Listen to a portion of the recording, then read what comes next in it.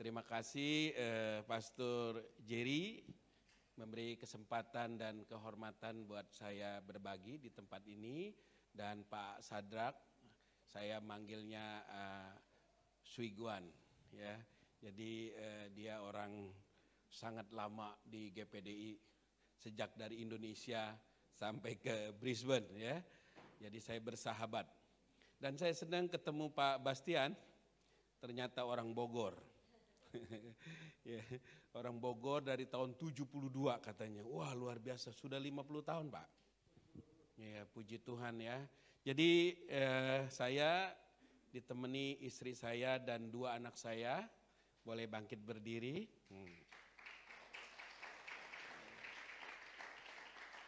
Jadi 2 anak saya kuliah di Melbourne. Sudah selesai dua-duanya dan sudah bekerja. Dan dia pengen tinggal di Melbourne. Jadi puji Tuhan ada perusahaan yang sponsor dia untuk punya bisa tinggal di Australia ini. Jadi saya senang sekali lagi ya kan, saya sudah hampir 1 bulan di Australia. Saya sudah melayani di Sydney 2 minggu lalu, kemarin di MPC Melbourne minggu kemarin. Dan puji Tuhan hari ini ya sehat ada di Brisbane. Luar biasa kotanya, ya saya senang ngelihat Brisbane. Ya, Pak Sadrak bilang Pak Rudi pindah aja ke sini. Oke, kita akan belajar sama-sama hari ini ya firman Tuhan dengan tema prioritas hidup orang percaya. Ya, saudara, saya percaya hari ini saya berbicara di tengah-tengah orang percaya. Halo?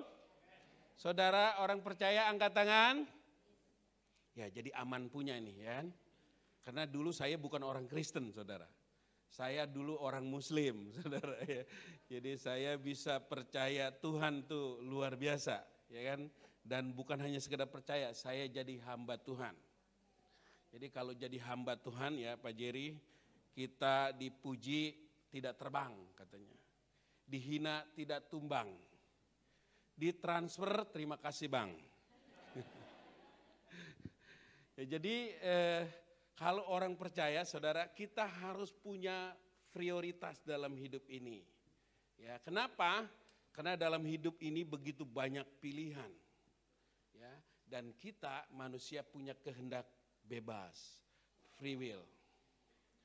Nah, jadi di dalam Kejadian 2 ayat 16 sampai dengan ayat 17, ya, Tuhan Allah berfirman kepada manusia, ya, semua pohon dalam taman ini boleh kau makan buahnya dengan bebas.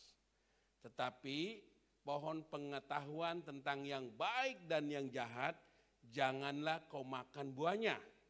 Sebab pada hari engkau memakannya pastilah engkau mati. Pasti, bukan mudah-mudahan.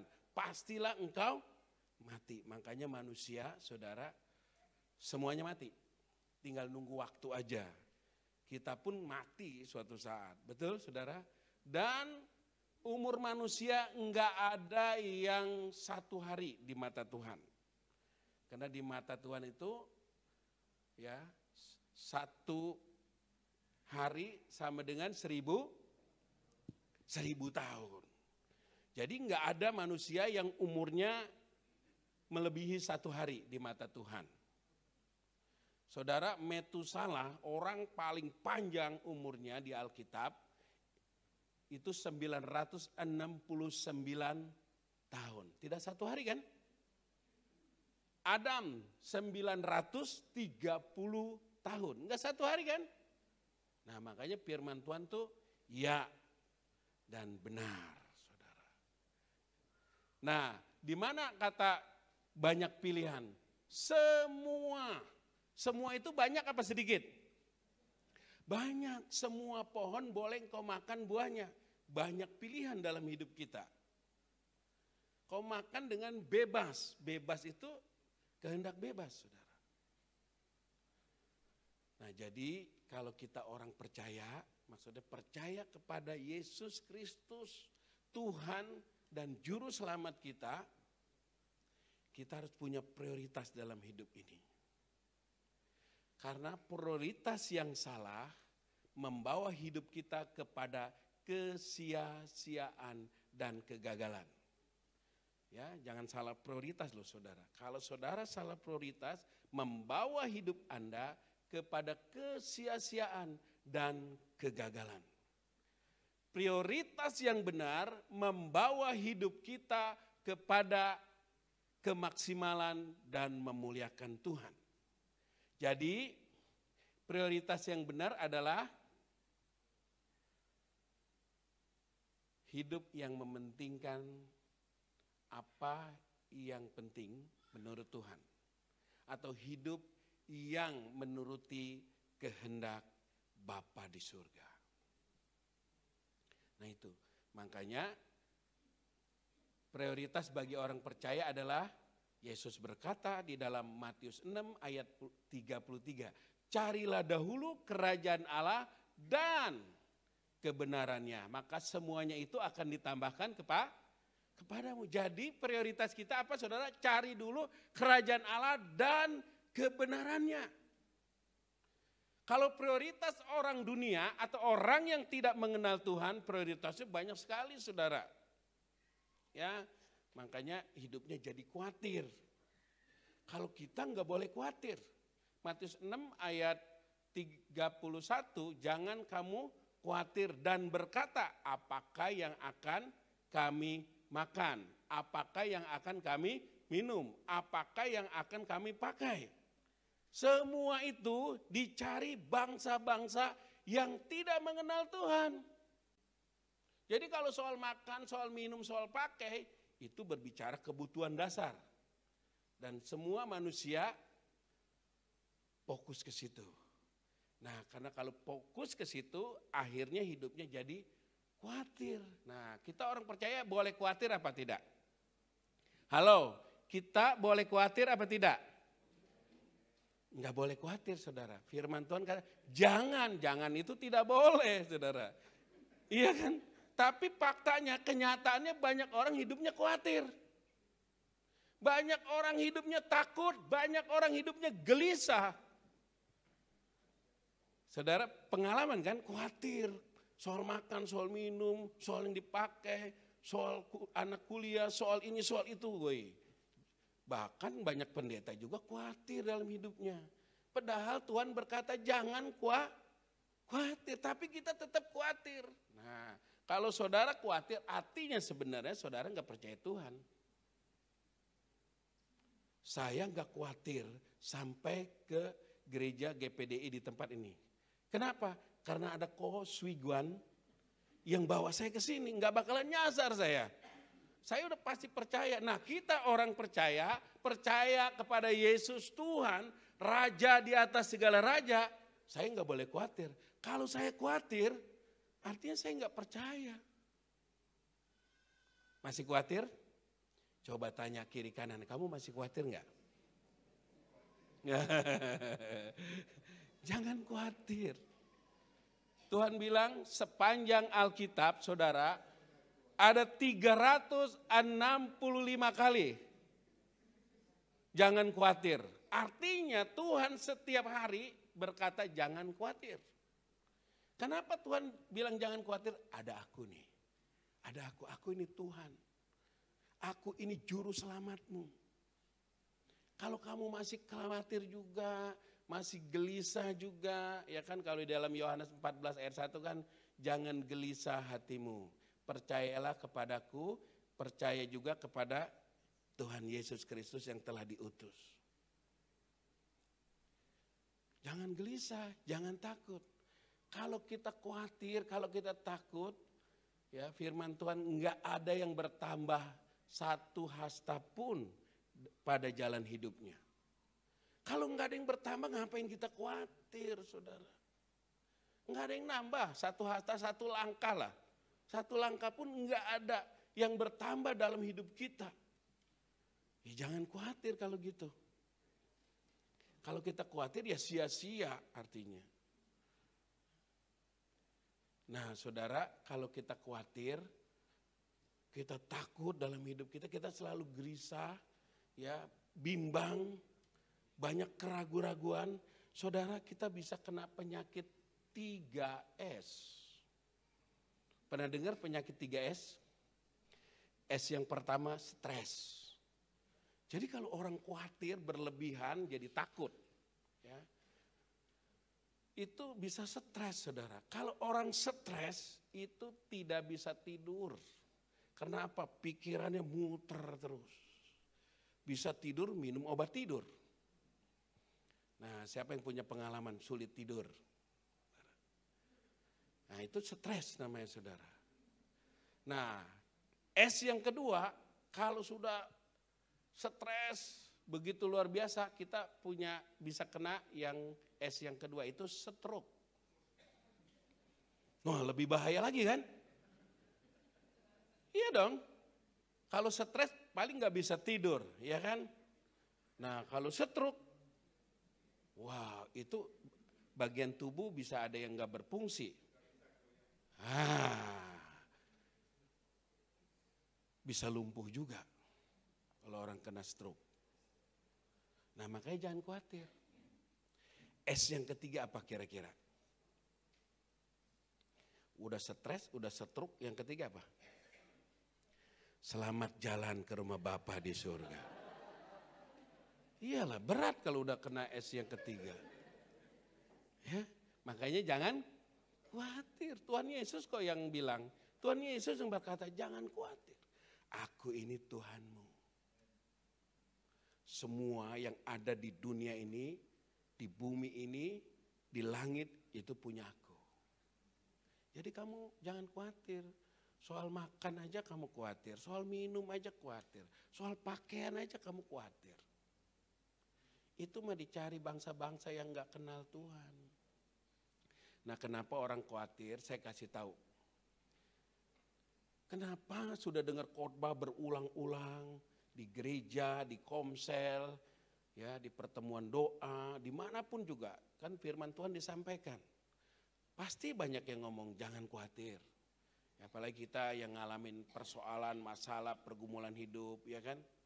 Pastilah hamba Tuhan, pendetanya, pastornya kasih tahu jangan khawatir. Udah kalau ada kata jangan khawatir saudara, kita harus punya iman, kita percaya. Ya, kita harus percaya karena Tuhan empunya bumi ini, langit ini dan segala isinya. Kita harus percayakan dan kita harus berserah, bukan nyerah, beda saudara. Kita harus berserah, artinya Tuhan yang berdaulat, Tuhan yang kendalikan hidup kita. Jadi bukan lagi keinginan kita, kedagingan kita yang memimpin. Biarlah Roh Kudus yang mengendalikan, menguasai hidup kita. Ini penting saudara. Jadi kalau kita bisa kena penyakit 3S, kita juga bisa kena penyakit 3E.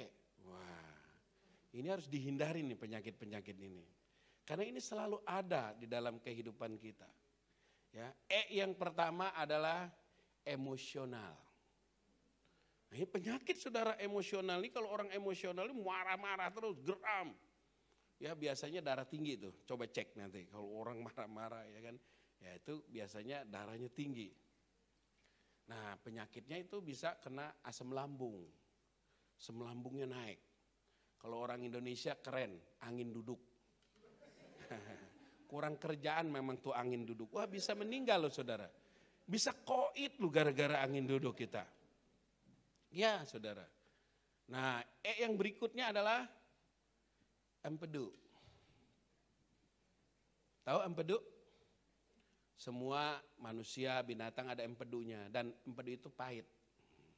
Jadi penyakit kepahitan. Emang ada di firman-Nya? Ada. Ibrani 12 ayat 15. Dia bilang begini, jangan ada seorang pun menjauhkan diri dari kasih karunia Allah. Supaya jangan timbul akar yang pahit. Orang pahit itu karena luka hati. Itu penyakit, saudara. Ya. Orangnya pendendam, dengki, iri hati. Kalau orang luka hati. Nah, biasanya penyakitnya apa, saudara? Kanker. Oh, makanya kalau kita jangan sampai kepahitan. Ya. Obatnya apa? Cuman satu obatnya. Mengampuni. Ya, saudara, nggak ada obat yang lain. Ya, Panadol apapun nggak mempan, saudara. Mengampuni. Kalau kita luka hati, ya, kepahitan, obatnya hanya mengampuni. Jadi kalau orang hidup di dalam kasih, ya ciri utamanya adalah mengampuni. Kalau orang nggak bisa mengampuni, dia belum hidup di dalam kasih, saudara. Kalau orang sudah hidup di dalam kasihnya Tuhan, dia pasti mengampuni. Apapun dulu persoalannya. Mungkin orang luka itu karena dihina, ya kan? Orang luka itu karena ya dipersalahkan. Ya, banyak hal lah. Nah, itu bisa kena penyakit cancer. Itu penyakit yang berbahaya, nggak ada obatnya. Ya, saya bilang obatnya apa? Mengampuni. Jadi kalau ada yang kena kanker biasanya kan di kemo. Ya, itu bisa 8 kali kemo dan rambutnya sampai rontok. Mau kanker apa aja kemo. Padahal itu cuman menunda waktu saja. Ujung-ujungnya tadi S yang ketiga. Selamat jalan ke rumah Bapak surga, saudara. Nggak ada obatnya. Kanker itu nggak ada obatnya, saudara. Mau dioperasi, mau dibuang, mau diapain, dia akan timbul lagi, timbul lagi. Obatnya, nih hikmat Tuhan hari ini. Kalau ada teman-teman ya kena penyakit kanker, kanker apa aja? Kanker hati, kanker usus besar, kanker lambung, apa aja.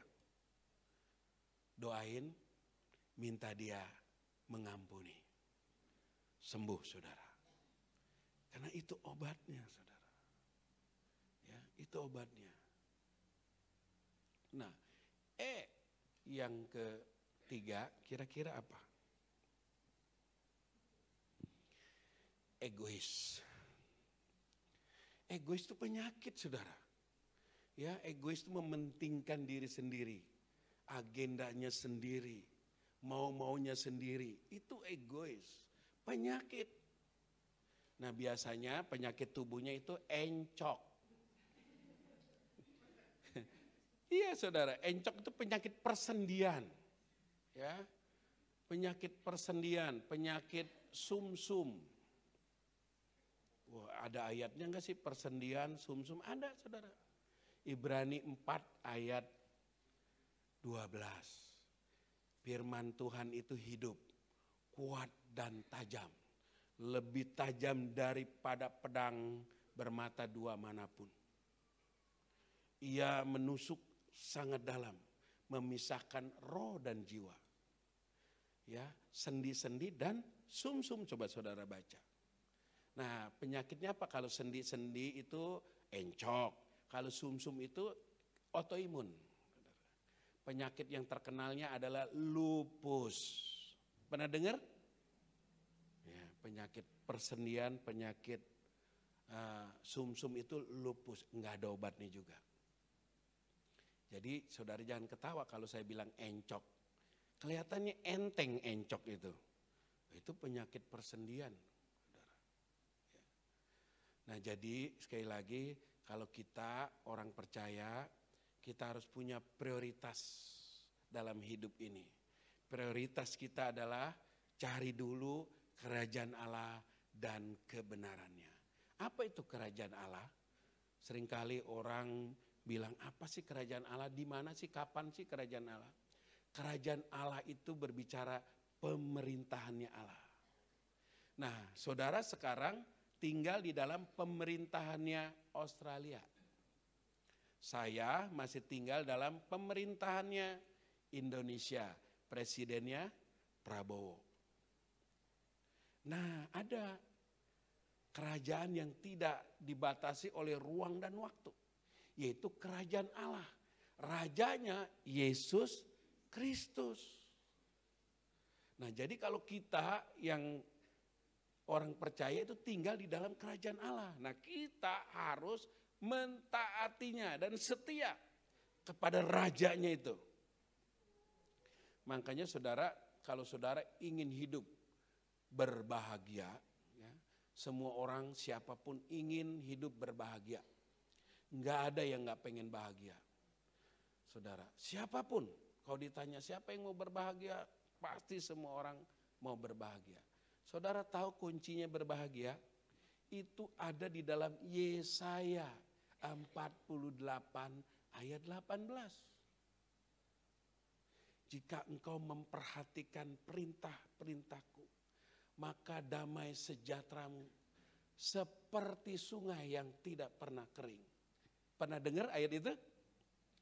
Dan kebahagiaanmu seperti gelombang laut yang tidak pernah berhenti. Jadi gelombang laut itu nggak pernah berhenti, saudara. Nah, kebahagiaanmu ternyata kalau kita semua orang percaya memperhatikan perintah-perintah Tuhan. Yaitu apa? Firman Tuhan. Jadi kerajaan Allah itu berbicara pemerintahannya Tuhan. Ya, setiap negara, setiap pemerintah punya undang-undang, betul?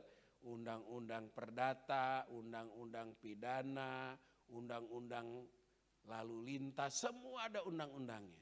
Nah, kita juga orang percaya yang hidup di dalam kerajaan Allah punya undang-undang. Semua tertulis dari Kejadian sampai Wahyu. Nah, itu undang-undangnya, saudara.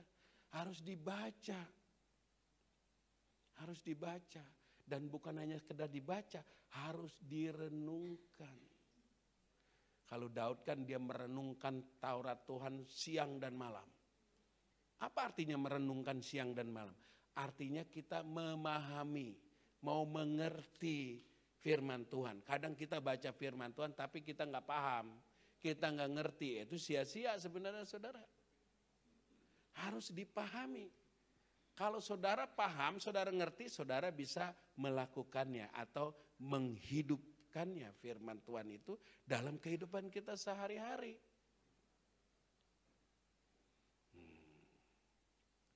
Sekarang kebenarannya. Ya, jadi mencari kerajaan Allah dan kebenarannya. Kebenarannya itu adalah firman-Nya. Yohanes 17 ayat 17. Firman-Mu adalah kebenaran. Kebenaran itu adalah Yesus Kristus, enggak ada yang lain. Manusia enggak ada yang benar. Kita benar karena dibenarkan. Kalau dibenarkan artinya rusak. Saudara punya mobil dibawa ke bengkel. Kenapa? Rusak. Dibenarkan. Manusia sejak jatuh ke dalam dosa, ya, dalam Roma 3 ayat 23, semua orang telah berbuat dosa dan kehilangan kemuliaan Allah. Semua orang, siapapun yang namanya orang, manusia, berdosa. Nah, makanya Yesus Kristus membenarkan kita. Jadi kalau dibenarkan saudara, saudara tidak dihukum. Ya, coba saudara ada di pengadilan, di sidang. Kalau di sidang itu saudara ada hakim, ada jaksa penuntut umum, ada terdakwa. Kita itu terdakwa. Manusia itu terdakwa. Ada pengecara. Pengecara itu pembela, itu Roh Kudus. Hakimnya siapa? Tuhan. Jaksa penuntutnya siapa? Nah, kalau kita belajar doktrin, saudara. Kan doktrin kita kan Tritunggal. Betul nggak, saudara? Jangan duit tunggal, saudara. Ya, dari abad keempat udah selesai itu duit tunggal. Kita itu Tritunggal. Bapa, Putra, dan Roh Kudus. Bapa itu ya inisiator. Ya, kalau kita belajar nih ya, buka dikit deh kalau kita belajar doktrin, saudara. Bapa itu inisiator. Yesus Kristus itu eksekutor. Roh Kudus inspirator. Manusia kalkulator. Kenapa manusia kalkulator? Banyak hitung-hitungannya. Melayani Tuhan hitung-hitungan, apa aja hitung-hitungan. Kalau iblis, provokator. Benar saudara? Kalau binatang, kotor. Karena nggak suka mandi, nggak pernah mandi. Makanya kotor. Nah jadi Yesus Kristus itu adalah Tuhan. Nah itu hanya orang percaya, kita orang Kristen. Yesus Kristus Tuhan. Tapi orang lain mengakui nggak Yesus Kristus Tuhan? Nggak mengakui. Kalau dulu saya, iman yang dulu, Yesus Kristus atau Isa Al-Masih Putra Maryam itu sekedar nabi. Ya, yang lain nggak percaya Yesus Kristus Tuhan. Nah, saya percaya Yesus Kristus Tuhan karena mendalami Al-Qur'an, Saudara. Dari surat 1 Al-Fatihah sampai surat 114 Anas. Banyak sekali tuh, ya. Al-Fatihah kan surat 1, surat pembukaan Al-Fatihah. Surat 2, apa saudara? Surat 3, Ali Imran. Surat 4, An-Nisa. Surat 5, Al-Maidah. Jadi banyaklah disebutin. Nah saya mendalami. Ternyata Yesus itu Tuhan di dalam Al-Quran juga. Cuman mereka gengsi mengakui itu. Enggak mau terima, saudara. Tuhan. Coba misalkan surat Ali Imran. Surat 3 Ali Imran. Pasal 45. Ayat 45. Surat 3, kalau Quran nyebutnya. Surat 3 Ali Imran 45. Kalau hadis pakai nomor. Nah, kalau yang ngungut-ngungut dia ngerti itu. Jadi kalau di dalam surat 3 Ali Imran 45, Isa Al-Masih itu yang terkemuka di dunia dan di akhirat. Nah kalau di Alkitab itu ada di Matius 28 ayat 18. Segala kuasa di bumi dan di surga diberikan kepada Yesus. Jadi yang disebut Tuhan itu harus punya dua kuasa, di bumi dan di surga. Nah, di Al-Quran Yesus atau Isa Al-Masih itu punya dua kuasa, di dunia dan di akhirat dia bilangnya. Kalau di Alkitab di bumi dan di surga. Makanya Tuhan itu gelar, saudara. Jangan pusingin, Tuhan itu gelar, kurios. Bahasa Yunaninya, ya, Tuhan itu gelar. Yesus tuh punya gelar Tuhan karena dia berkuasa di bumi dan di surga. Yang lain nggak ada, semua siapapun sebut saja, pemimpin agama manapun mati tetap mati, nggak ada yang bangkit. Hanya Yesus yang mati bisa bangkit. Kenapa? Dia berkuasa. Dia berkuasa atas maut, dia menang atas maut. Yang lain saudara sebut siapa?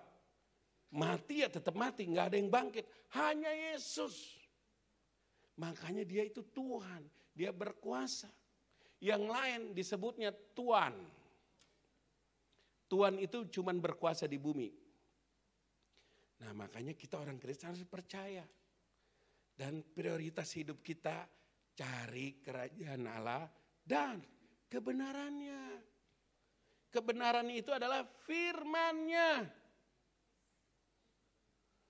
Saudara, kalau kita baca firman Tuhan, ya, dalam perjanjian lama, Allah berfirman. Betul nggak saudara? Selalu sama Abraham, sama Musa, sama siapa? Tuhan berfirman. Tapi dalam perjanjian baru ada nggak kata Tuhan berfirman? Nggak ada saudara. Yang ada Yesus berkata.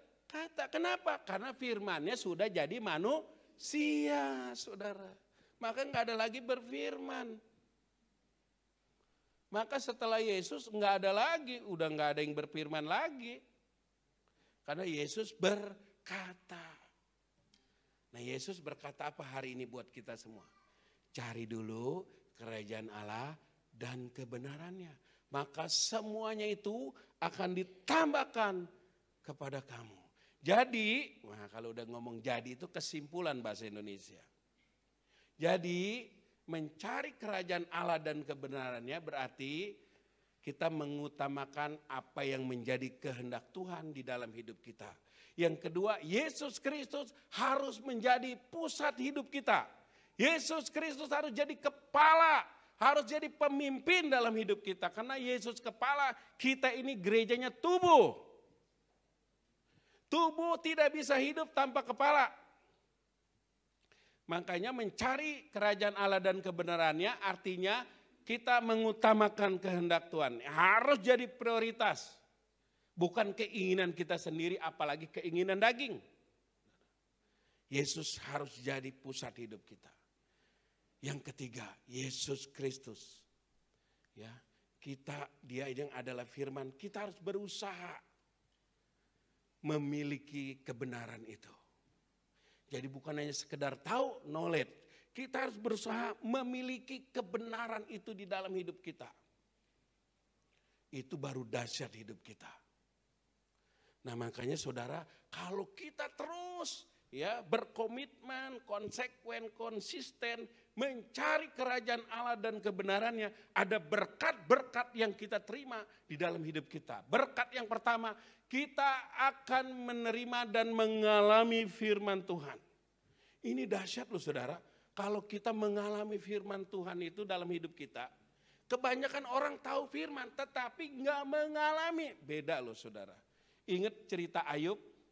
Ayub itu dulu tahu Tuhan kata orang. Tapi di ujungnya dia bilang sekarang aku mengalaminya. Nah kita saudara orang percaya harus mengalami firman. Begitu banyak firman kita harus alami dalam hidup kita. Kalau kita ngalamin firman saudara, firman Tuhan itu menjadi kesukaan di dalam hidup kita. Karena firman Tuhan itu makanan rohani. Saudara makan sehari berapa kali? Halo? Aduh luar biasa. Kalau 6 kayak saya dong. Gendut. Ya gemuk. Ya. Nah makanya harus dikurusin kalau gemuk. Karena banyak lemak saudara. Padahal saya udah gak makan B2. Tahu B2? Wah itu B2 itu babi B2 itu. Ya. Dulu saya memang haram. Tapi sekarang kan harum. Dulu haram, kalau dulu kepercayaan saya yang dulu haram, sekarang harum. Ya, bahkan ada seorang kiai bertobat, saya ajak pelayanan kemana-mana kesaksian. Saya nyesel percaya Tuhan Yesus udah umur segini dia bilang. Ya, dia nyesel juga baru pertama kali makan babi ternyata enak. Dia bilang, waduh dia dulu bilang gak boleh. Memang babi itu kurang ajar, dimasak apa aja enak. Apalagi orang Manado ya, Pak Jerry ya. Waduh, orang Manado kalau soal makanan nomor 1 B2. Ya makanya kalau orang Manado dia apa saudara yang gak dimakan? Semua dimakan. Itu ngikut firman Tuhan loh. Ya kalau kita orang percaya makanan bukan persoalan, ya kan? Yesus bilang semua makanan halal. Nah makanya orang Kristen ditanya sama Dr. Zakir Naik, kenapa orang Kristen melanggar firman Tuhan di perjanjian lama nggak boleh makan babi? Kenapa orang Kristen makan babi? Nggak bisa jawab orang Kristennya. Padahal jawabnya gampang, saya kan pengikut Kristus. Pengikut Yesus, Yesus boleh makan apa aja. Ya, perjanjian lama kan orang Yahudi. Saya orang Kristen. Jadi kalau di Manado itu mah luar biasa saudara. Ya. semua dimakan. RW, tahu RW? RW dimakan, RT juga dimakan, diminum. RT ya, rukun tetangga diminum. Makanya lurah kabur. RW dimakan, RT diminum, ya kan? Apalagi pamannya paniki. Jadi ngomongin makanan nih. Saya lanjutin ya. Supaya saudara nggak ngantuk. Karena ini kan sore, ntar lagi tidur kita. Nah, saudara sudah dapat kebenaran firman yang bisa dibawa pulang dan dihidupi. Itu kerinduan saya sampaikan firman Tuhan hari ini. Jadi berkatnya ya, kalau kita mencari kerajaan Allah dan kebenarannya adalah mengalami firman Tuhan. Firman Tuhan itu makanan. Ya, kita sehari makanan tubuh itu ya 3 kali lah minimal.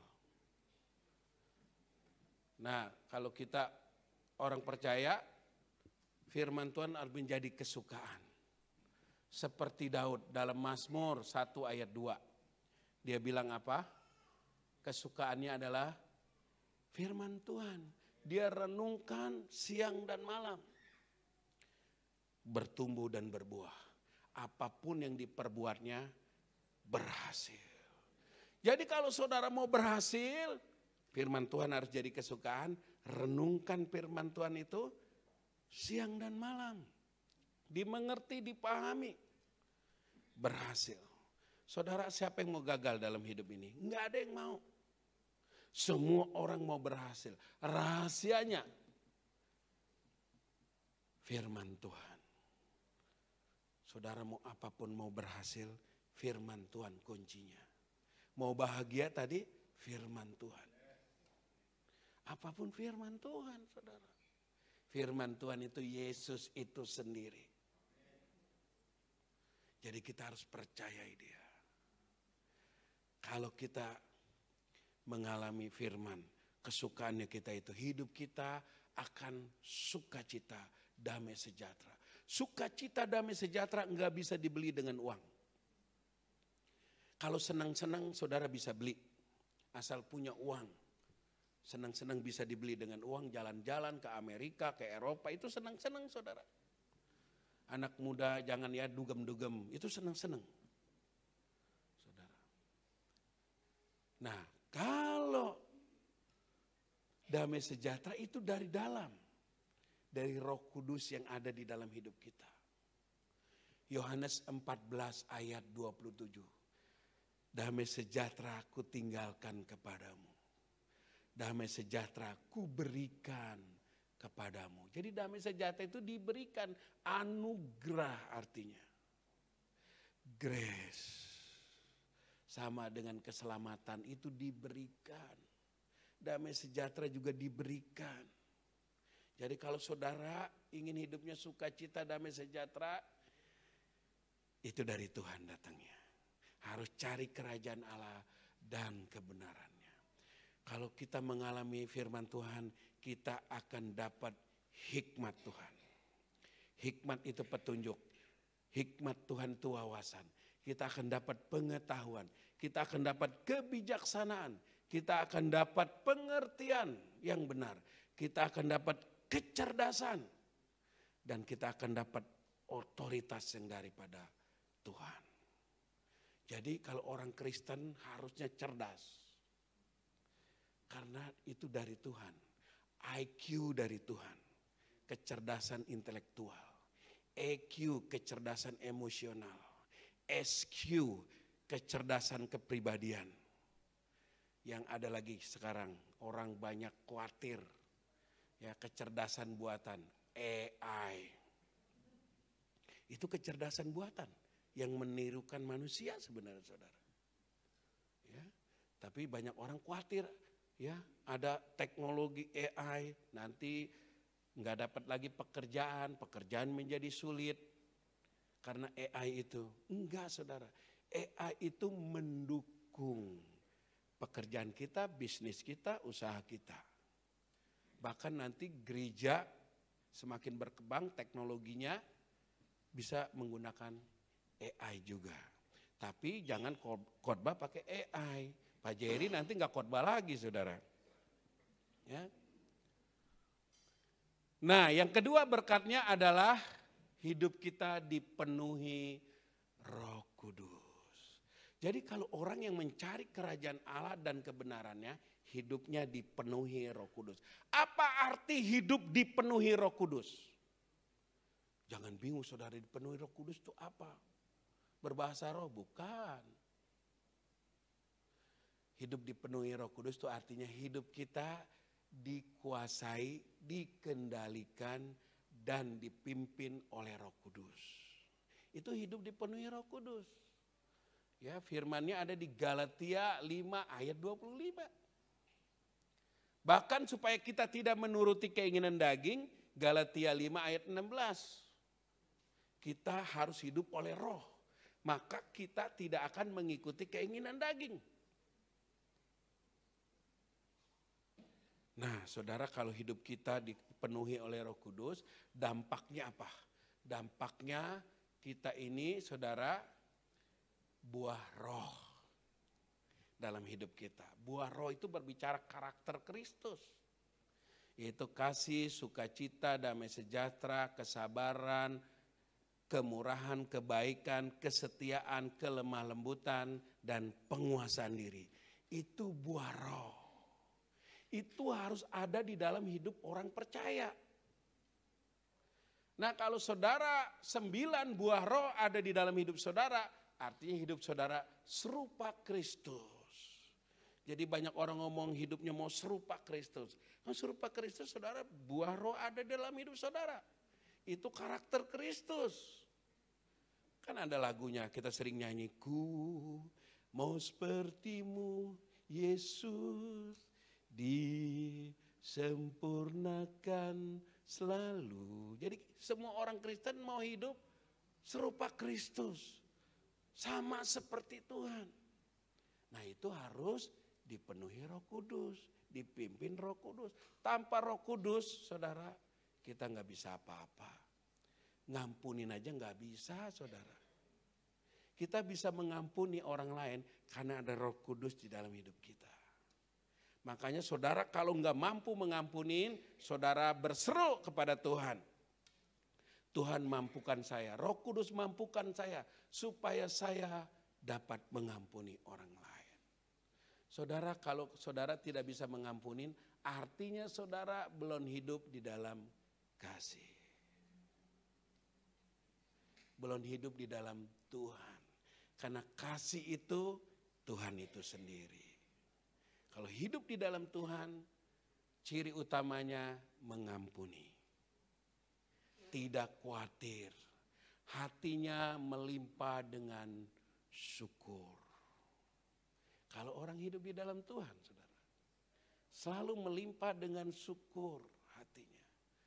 Mau kekurangan, mau nggak ada apa-apa, selalu bersyukur. Apapun situasinya, kondisinya, selalu bersyukur. Karena kita terhubung dengan Tuhan senantiasa.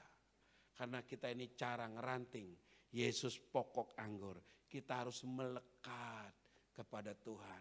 Enggak boleh lepas. Kalau lepas kita pasti kering. Kalau udah kering mati rohaninya. Kita harus melekat terus kepada Tuhan. Yang terakhir, saudara. Kalau kita mencari kerajaan Allah dan kebenarannya, berkat yang kita terima adalah hidup berkemenangan. Enggak boleh kalah orang Kristen. Karena kita sudah diberi kemenangan oleh Tuhan. Ingat 1 Korintus 15 ayat 57. Syukur kepada Allah yang telah memberikan kemenangan kepada kita oleh Yesus Kristus Tuhan kita. Menang atas maut. Membuat kita yang dulu sudah mati jadi bangkit kembali. Kita artinya punya kesempatan, punya pengharapan. Karena Allah kita hidup menang atas maut. Kita pun jadi pemenang. Maka hidup kita orang Kristen berkemenangan. Dimanapun saudara harus hidup berkemenangan. Menang atas apa saudara? Menang atas keinginan daging. Keinginan daging itu berbicara kebiasaan buruk. Kita harus menang Karena banyak sekali orang Kristen, nggak ada bedanya dengan orang dunia. Orang Kristen bohong, orang dunia bohong, orang Kristen juga bohong. Orang dunia nipu, orang Kristen juga nipu. Kalau gitu apa bedanya? Orang dunia selingkuh, orang Kristen lebih seru selingkuhnya. Nah itu artinya kita nggak menang. Kita masih sama seperti orang dunia. Cuman bedanya kalau hari Minggu ke gereja. Tapi dalam hari-hari hidupnya nggak ada bedanya. Anak Tuhan nggak anak Tuhan sama. Itu nggak berkemenangan. Saudara, kita harus menang atas keinginan daging, atas kebiasaan buruk. Galatia 5:19 sampai 21 itu mencatat kebiasaan buruk. Kita harus menang dari keinginan mata.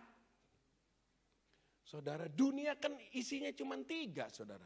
Dalam 1 Yohanes 2 ayat 16. Apa yang ada di dalam dunia? Keinginan daging, keinginan mata, dan keangkuhan hidup. Cuma itu dunia, saudara. Kita harus menang dari keinginan mata. Keinginan mata itu apa? Godaan hidup. Keinginan mata itu godaan, lihat sesuatu. Tergoda.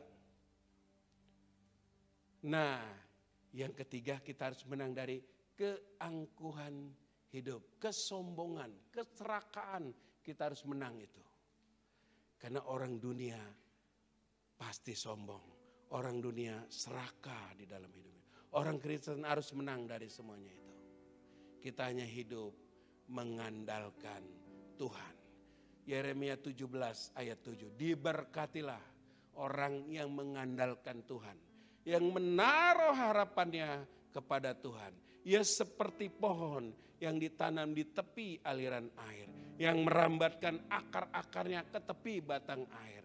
Yang tidak khawatir dalam tahun kering. Daunnya tetap hijau dan tidak pernah berhenti menghasilkan buah. Artinya hidupnya terus berdampak, berhasil. Karena apa? Mengandalkan Tuhan. Saudara mau mengandalkan Tuhan? Kita bangkit berdiri.